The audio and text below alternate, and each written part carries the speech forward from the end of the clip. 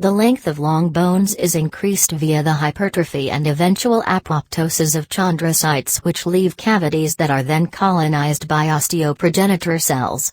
This process is referred to as A. Osteoblast mineralization. B. Apoptotic ossification. C. Endochondral ossification.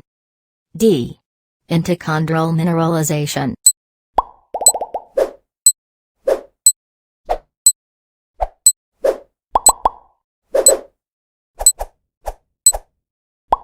The answer is C. Endochondral ossification. Long bones are lengthened during childhood and adolescence via a process referred to as endochondral ossification. In this process, chondrocytes of the growth plate hypertrophy and eventual die, leaving cavities that are then colonized by osteoprogenitor cells. These osteoprogenitor cells then differentiate into osteoblasts, which mineralize the newly forming bone. None of the other answers are actual processes in bone formation or physiology.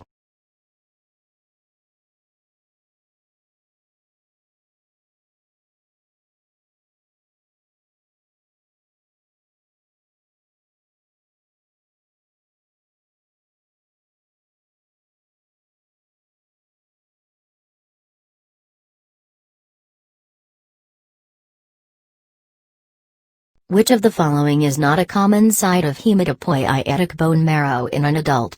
A. Pelvis. B. Sternum. C. Skull. D. Tibia and fibula.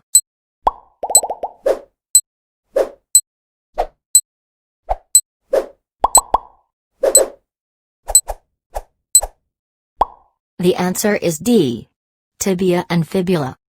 In adults, hematopoietic bone marrow is generally confined to the flat bones, including the sternum, the skull, the ribs, and the pelvis. Hematopoietic bone marrow also exists in the proximal end of the femur in most adults, but is not generally found in the tibia or fibula.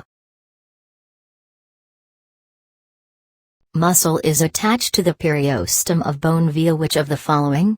A. Articular cartilage. B. Sutures. C. Ligaments. D. Tendons.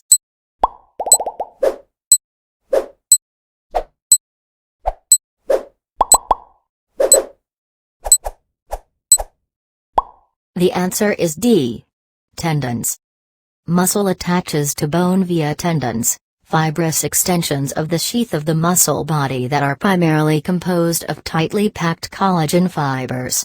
In comparison, ligaments attach bones to other bones without involvement with a muscle, such as the ligaments between the metacarpals of the wrist. Sutures are fibrous joints of the cranium, and hyaline cartilage is at the point of articulation of many bones, but it is neither incorporated into muscle structure, nor does it attach to the bone with which it articulates. Rather, articular cartilage primarily serves to allow bones to glide more easily over each other during movement.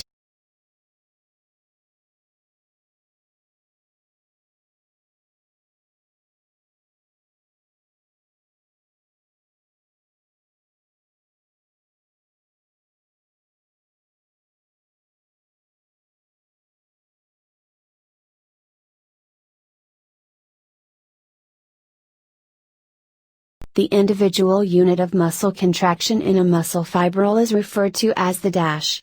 A. Sarcoplasmic reticulum. B. Sarcolemma. C. Sliding filament. D. Sarcomere.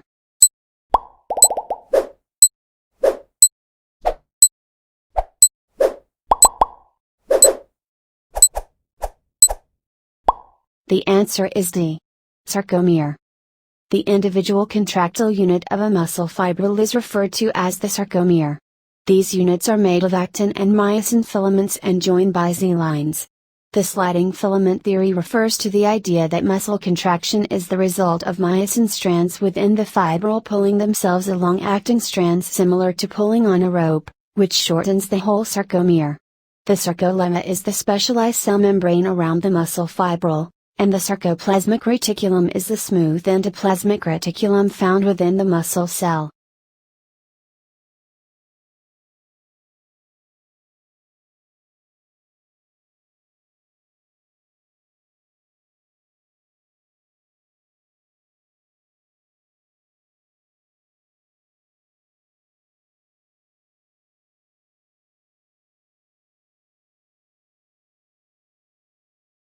Which of the following is the correct order of structures in a skeletal muscle, from largest to smallest?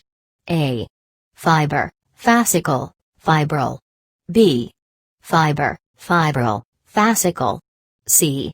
Fibril, fascicle, fiber. D. Fascicle, fiber, fibril. E. Fascicle, fibril, fiber.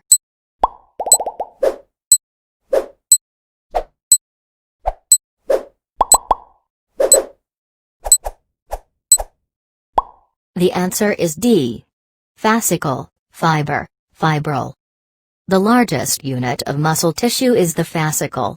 Each fascicle is made up of a bundle of muscle fibers, and every muscle fiber is made up of many fibrils, called myofibrils.